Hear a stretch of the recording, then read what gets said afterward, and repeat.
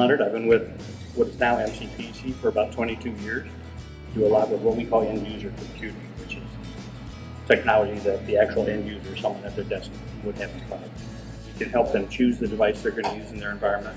We help them to configure that device, to set it up so that it works, it has all the functionality that they need. We help them maintain that device for the whatever period of time they're going to run it. And at the end of that, we help them dispose of it, recycle it, resell it, dispose of it, whatever the case may be. So it's really the whole life cycle of a piece of technology as being used by that particular customer. We had to have for one, a safe environment. We had to have a static protected environment. We had to have, although we have almost nearly 100 benches in here, each one had to have the same power feed. Each one of these benches has a dedicated 20 amp feed. We had to have the ability to put data on each bench. So each one of these benches has at least 8 data feeds that we can direct different images to. A lot of the equipment that we use on the bench requires a KVM so that we can address the piece of hardware. The bracketry that you guys supplied allows us to put any 1U device on a bench in the same format. It also allows us to rearrange should we need to for a specific project.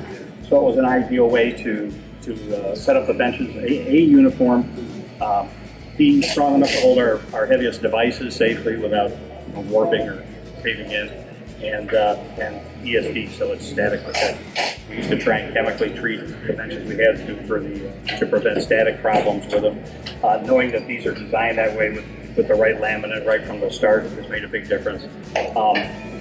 There were other features we've used in certain cases, hanging parts bins on these rails that make the process easier to keep the place neat and orderly. The way these brackets work, we've been able to set it up to almost any standard depending on the project. And the way these the benches are built, we found we can run the cabling underneath like a cable tray. Everything in this environment is plug in, so we can change the configuration almost on the fly. Right from the power to everything is movable, to these brackets are movable, the workstation heights are movable. With a fleet like this, I can almost literally put any project anywhere, a lot less handling, a lot less shuffling of people and projects. Any tech can walk up to any bench and he'll get the same result. As you'll notice, we're pretty proud of this room. We put it behind a glass wall.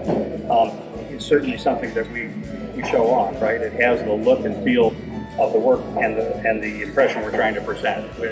We could easily do this work on those old wooden benches, right? There's a lot of reasons we wouldn't want to. And one of the big ones is the professional appearance that these have as well. I think it gives a customer another touch of confidence that we're really in this business. I would say that our journey with Conveyor and Caster and Treston, Sabella has been a good one. I would say that they certainly made a big difference in the way our operation works and efficiencies. I would have no problem at all recommending them to someone, whether it's this exact business or any technology type that's going to use a stand-up workbench like this. It's good stuff.